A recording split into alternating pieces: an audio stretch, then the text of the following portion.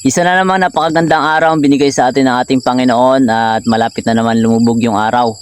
So sa video ito ay i-share ko sa inyo kung ano yung ginagamit natin sa ating mga tanim na kalabasa.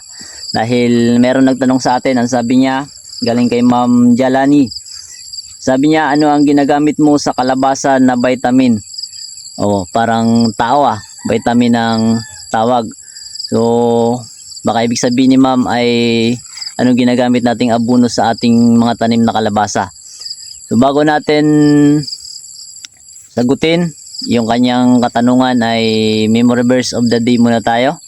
Ang sabi sa Proverbs 16 verse 3, iukol mo sa Panginoon ng iyong mga gawa at ang iyong mga panukala ay matatatag. So sagutin natin yung tanong ng ating isang subscriber na ano yung ginagamit nating vitamin o ibig sabihin niya siguro ay abono.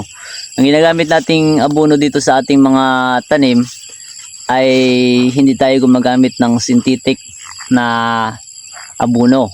Ang ginagamit lang natin ay tae ng kambing o goat manure. Iniiwasan natin na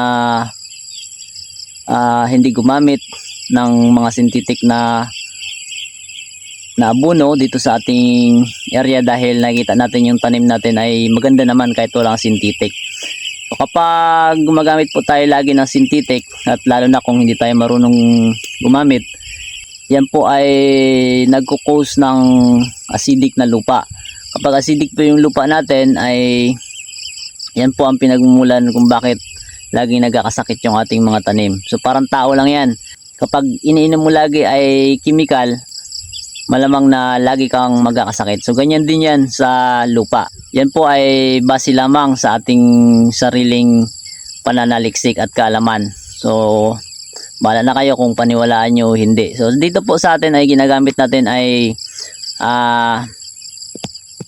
ang ginagamit natin na pataba ay tae lang ng kambing. At kung maraming insekto ay gumagamit tayo ng insecticide.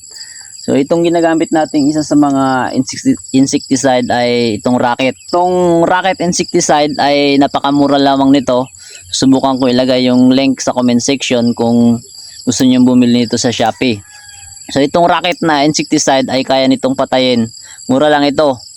So kaya niyang patayin yung red pumpkin beetle, yung kulay orange na kumakain ng dahon ng ating tanim na kalabasa, pakwan. So kaya nitong patayin. Napakamura lang nito. Ito yung ginagamit nating pampuksa sa mga piste sa ating kalabasa. So okay naman. Marerecommend ko itong Rocket insecticide na pwede nyo gamitin sa inyong mga tanim na kalabasa. So yan lang yung ating ginagawa dito sa ating kalabasa. Yan, nakapag-harvest na tayo ng alugbate. So yun lang yung ating masishare. So sana meron kayong natutunan kung nakatulong yung video. Like at pa-subscribe ng ating channel para marami pa tayong pagsasamahan ng mga video. God bless at happy farming.